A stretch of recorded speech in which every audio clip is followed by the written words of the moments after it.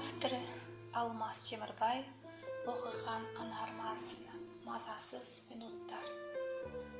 Алло. Тыңдап тұрмын. Иә, мен деймін. Бұл кім екен? Кім деймін? Сөйлесеңші. Сонша неткен ұяң ең. Не дерімді, не серімді білмеймін. Құлың болып кетсе мейлі кетейін.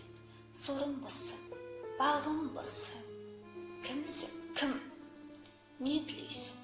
Айтшы қане не тейін? Сонша неге солқ-солқ етіп күрсіндің. Тым құрыса тыныштық бер жаныма.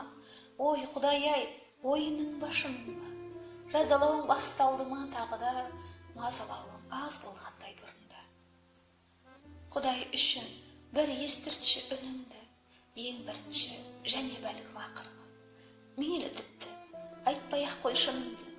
Мейлі тіпті, айтпай-ақ қой атыңды. Сүйесің бе? Сүйсең соны білдіріп, жазда жібер поштамен хатыңды.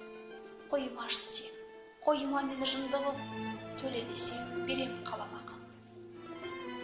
Періште ме, перемен де, пенде ме, бітпей тұғын болдың ау сен бір уайым. Телефонның трубкасын кептеме, қоя тұршы жүрек.